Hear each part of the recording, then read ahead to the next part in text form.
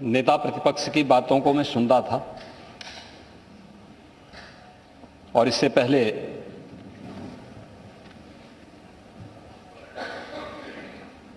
दलीय नेताओं ने भी अपनी बातें यहां पे रखी हैं। मैं उन सब का हृदय से धन्यवाद करता हूं।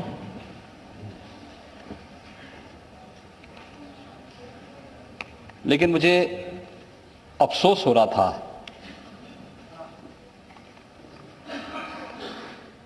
कि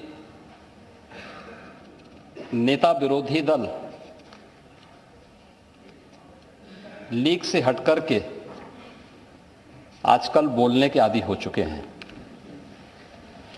और ये बीमारी केवल यहीं पे नहीं आई है। जो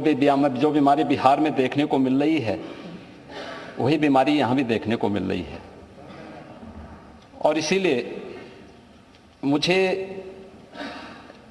जो कि मेरे बगल में वित्त मंत्री के द्वारा अनुपूरक बजट प्रस्तुत किया गया था, वो शेरो शायरी के बड़े शौकीन हैं। नेता विरोधी दल के इन वक्तव्यों को सुनकर के मुझे एक शायर की एक बात याद आती है कि बड़ा हसीन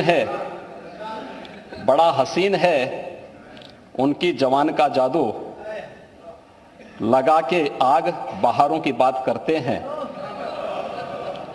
जिन्होंने रात में बेखौफ बस्तियां लूटी वही नसीब के मारों की बात करते हैं।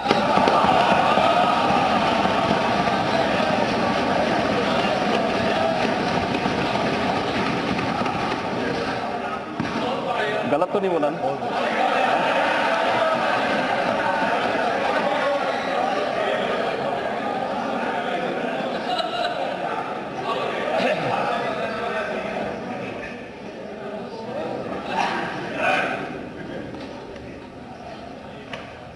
महोदय,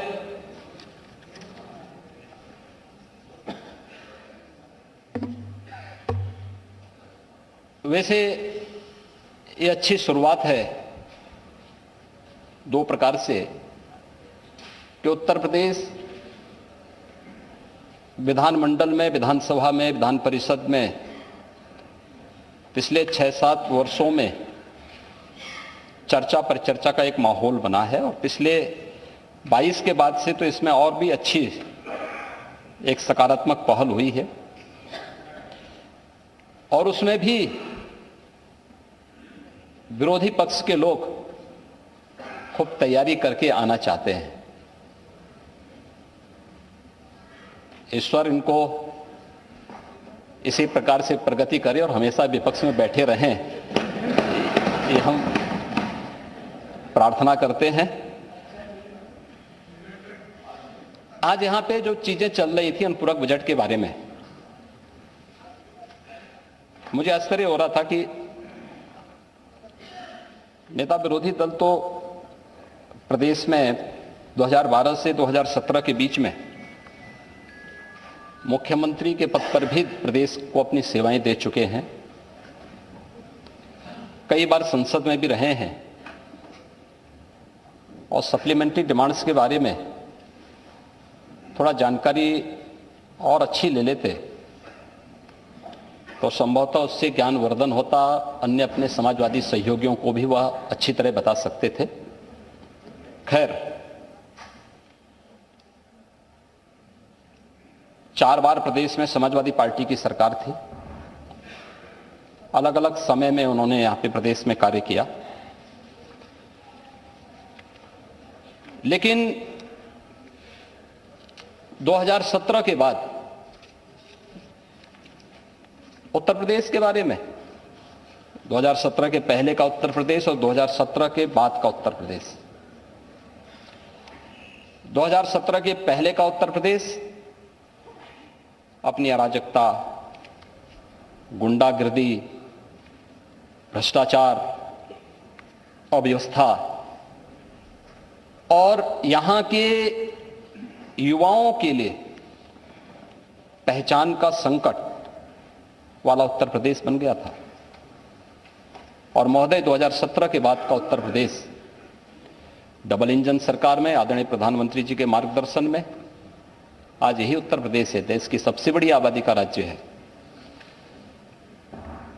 आज मैं इस बात को दावे के साथ कह सकता हूं, ये हमारे माननीय सदस्यगण भी देश के अंदर जाते होंगे, एक सामान्य नागरिक के रूप में, एक जनप्रतिनिधि के रूप में आज उत्तर प्रदेश के बारे में लोगों की धारणाएं बदली हैं और उत्तर प्रदेश को आज लोग सम्मान की दृष्टि से देखते हैं। ये बदले हुए प्रदेश का, ये नए उत्तर प्रदेश का, ये नए भारत का वह नया उत्तर प्रदेश है जिसके बारे में आज लोग एक नई धारणा बनाते हैं। उनका दृष्टिकोण बदला है।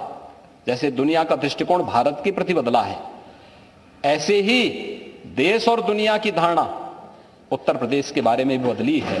और हर व्यक्ति बहुत सम्मानजनक ढंग से देखता है। ये परसेप्शन ही उत्तर प्रदेश की सबसे बड़ी पहचान है। हां, $1 ट्रिलियन की इकोनॉमी बनने की दिशा में हमारी सरकार के द्वारा जो प्रयास प्रारंभ किए गए हैं, हम लोग आज भी अपनी उन बातों को लेकर के पूरी प्रतिबद्धता के साथ कार्य कर रहे हैं। लेकिन हमारे विरोधी दल के माननीय सदस्यों को भी प्रसन्नता होनी चाहिए कि अगर हमारा उत्तर प्रदेश आगे बढ़ेगा, आर्थिक प्रगति करेगा, इस आर्थिक प्रगति का लाभ भी प्रत्यक्ष अप्रत्यक्ष रूप से सभी को मिलेगा, पूरे प्रदेशवासियों को मिलेगा, हर व्यक्ति को मिलेगा। और क्या पिछले 6-6.5 वर्ष के अंदर उत्तर प्रदेश के अंदर इस डबल इंजन की सरकार के समय कुछ नहीं हुआ? महोदय, 2016-17 में उत्तर प्रदेश की जो जीएसडीपी थी वह लगभग 13 लाख करोड़ के आसपास थी और आज 23-24 में यह लगभग 24.5 लाख करोड़ की पहुंच रही है, यानी हम लगभग दुगने की ओर बढ़ चुके हैं। ऐसे ही पर कैपिटा इनकम भी उत्तर प्रदेश की यह 2015-16 के आसपास जो लगभग 43,000 के आसपास थी, आज वह बढ़कर के 22-23 में बढ़कर के दुगने से अधिक हुई है, लगभग 83,000 करोड़ रुपए से अधिक हो चुकी है और 23-24 के आंकड़े आएंगे तो इसमें और भी वृद्धि होगी। प्रदेश में बजट का आकार भी बढ़ा है। देश की 16% आबादी उत्तर प्रदेश में निवास करती है, 25 करोड़ की आबादी उत्तर प्रदेश में निवास करती है और उत्तर प्रदेश में 2012 से 17 के बीच में जो औसत बजट था वो लगभग 2,70,000 करोड़ के आसपास था। अलग अलग वर्षों में बढ़े होंगे, लेकिन एवरेज अगर हम देखेंगे, लेकिन अगर हम 2017-18 से 22-23 के बीच में औसत बजट देखते हैं तो महोदय लगभग उससे दुगना हुआ है। ये 5,23,000 करोड़ रुपए के आसपास हुआ है और आज के दिन पर अगर हम इस वर्ष के 23-24 के बजट को देखेंगे तो मूल जो हमारा बजट था 6,90,000 करोड़ रुपए का, 28,000 करोड़ रुपए का अनुपूरक बजट देखेंगे तो यह लगभग 7,19,000 करोड़ रुपए का अनुपूरक बजट के साथ अब तक का सबसे बड़ा बजट ये सरकार लेकर के आई है और इस बजट के साथ हम प्रदेश के सर्वांगीण विकास को लेकर के आगे बढ़ रहे हैं। महोदय, प्रदेश के अंदर अगर हम देखेंगे तो सरकार अपनी जो बजट लेके आती है इस बात को ध्यान में रखती है, सभी चीजों को लेके आती है कि हमारे पास उतने सोर्स ऑफ इनकम हमारे पास है या नहीं है। रेवेन्यू स्टेट के पास आएगा कहां से आना है और कहां उसको व्यय होना है। आय और व्यय में संतुलन की स्थिति को भी रखना,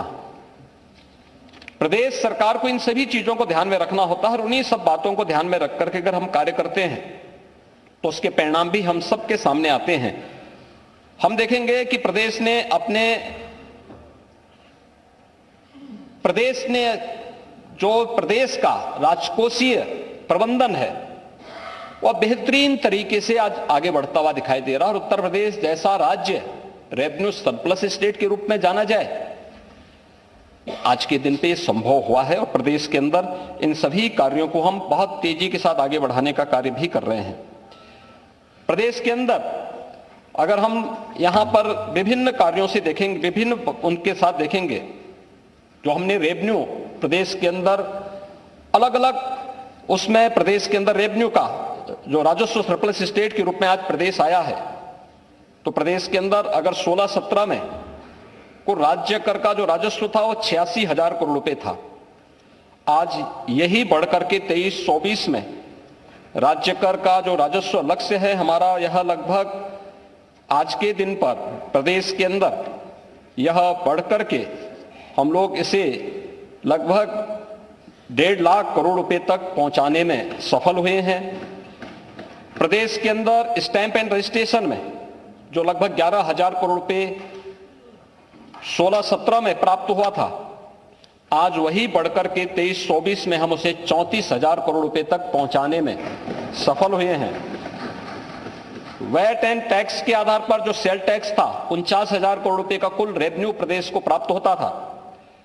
आज वही 1.5 लाख करोड़ रुपए पहुंच रहा है। और स्टेट एक्साइज में 16-17 में कुल 12,000 करोड़ रुपए प्रदेश के अंदर प्राप्त होता था, आज वही 58,000 करोड़ रुपए प्रदेश उसी एक्साइज टैक्स से ले रहा है। परिवहन में भी 16-17 में कुल 5,000 करोड़ रुपए का राजस्व प्राप्त होता था, 23-24 में वह अब बढ़कर के 12,600 करोड़ रुपए की राशि को भी प्रदेश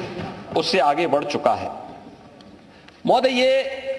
जो भी बातें प्रदेश के अंदर की गई हैं, हम बैंकिंग सेक्टर में भी देखेंगे।